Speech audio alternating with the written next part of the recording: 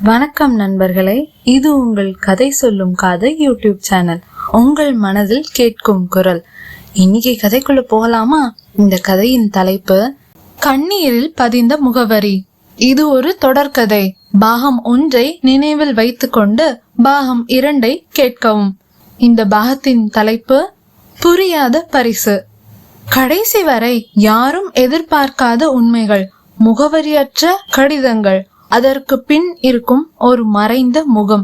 அது மறைந்த முகமா இல்ல மறந்து போன முகமா? இப்போ அந்த உண்மை நெஞ்சை பதற வைக்கும் பரிசுகளோடு நம்மை தொடர்கிறது. மழை சிறிது ஓய்ந்திருந்தது. ரெய்னா அந்த கடிதத்தின் தாக்கத்தில் முழுக்க கிழிக்கப்பட்ட நிலைமையில் இருந்தது அவள் மனம்.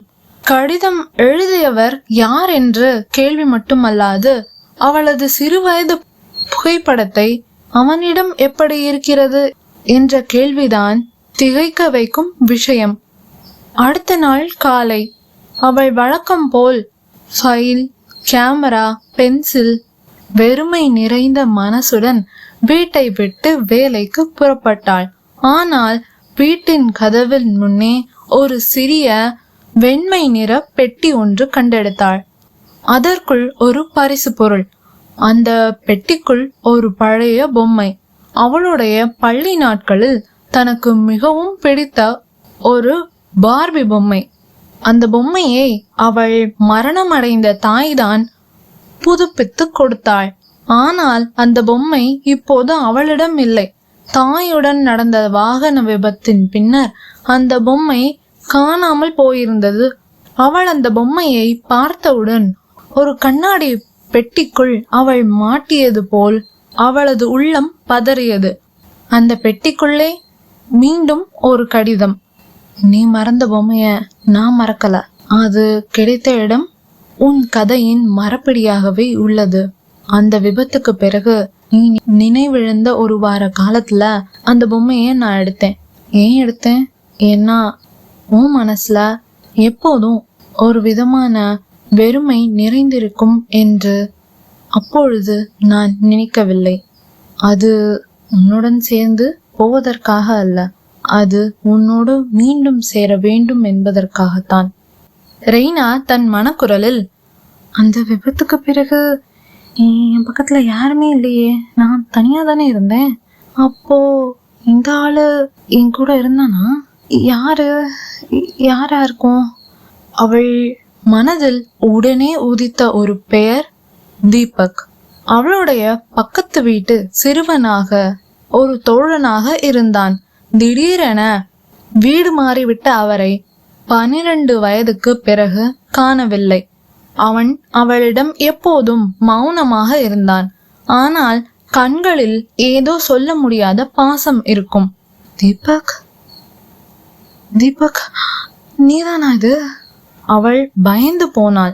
ஏனெனில் கடிதத்தில் இன்னொரு வரி இருந்தது. அந்த விபத்துக்கு பிறகு உன்னை யாரும் பார்த்ததாக நினைக்கவில்லை. ஆனால் எனக்கு மட்டும் தெரியும். நீ உன் பெற்றோர்கள் மரணம் அடைந்த செய்தியை கேட்டும் அழவே இல்லையே. ஏன்? மனம் பழைய நினைவுகளை தோண்டி எடுக்க ஆரம்பித்தது. பிறந்த வீட்டை இழந்த சிறுமி, பெற்றோர்களையும் தான். தீபக் என்ற அந்த ஒரு பையன் ஒரு வாரத்துக்கு தினமும் மழையில் வந்து அவர்கள் காலி செய்த வீட்டின் கதவை வந்து பார்த்து செல்வான். ஆனால் ஒரு நாள் அவன் வந்ததும் நின்று விட்டான். யாரும் கவனிக்காத அந்த அமைதியில் ஒருவனோ நிழலாகவே அப்படியே இருந்து விட்டான்.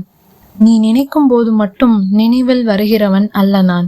நினைவில்லாத நேரங்களில் கூட உன்னுடனே நடந்தவன் நான்.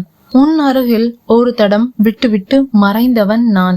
3வது கடிதம் உன் வீட்டு அருகில் உள்ள பழைய பூங்காவில் கிடைக்கும். ஆனால் அங்கு நீயும் ஒரு முடிவெடுக்க வேண்டும். என்னை தேடி வரப்போகிறாயா? இல்லையெனில் இதுவே கடைசியாக இருக்கும். ரெய்னா அந்த கடிதத்தை ஓரமாக வைத்து மெதுவாக அந்த பொம்மையை கையில் ஏந்தி பார்த்தாள். அதன் உள்ளே ஒரு சிறிய காகிதம் இருந்தது. அதில் எழுதப்பட்டிருந்தது, மழையிலே நம்மை பிரித்த முந்தைய ஞாயிறு அதே இடத்தில் நாமே மீண்டும் சேர்க்கும் என்று நம்பி நான் கேட்கிறேன். மீண்டும் நாம் சந்திக்கலாமா? முடிந்ததை போல தெரியும் சில பக்கங்கள்.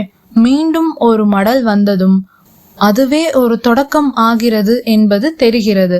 ரெய்னா ஒரு முடிவெடுக்கிறாள். அவளது அடுத்த பயணம் கனவுகளா அல்லது சத்தமில்லாத உண்மைகளா? பூங்காவில் யார் அவளை எதிர்பார்த்து காத்திருப்பது? அந்த இடத்தில் அவள் மனதில் மறைந்துள்ள பழைய நினைவுகள் என்னென்ன? பொம்மையுள்ளே இருந்த அந்த சின்ன காகிதத்தில் இருந்த குறிப்பு எதை குறிக்கிறது? இதை தெரிந்து கொள்ள பாகம் 3 உங்களுக்காக இதே நேரத்தில் இதே சேனலில் நாளை. நன்றி.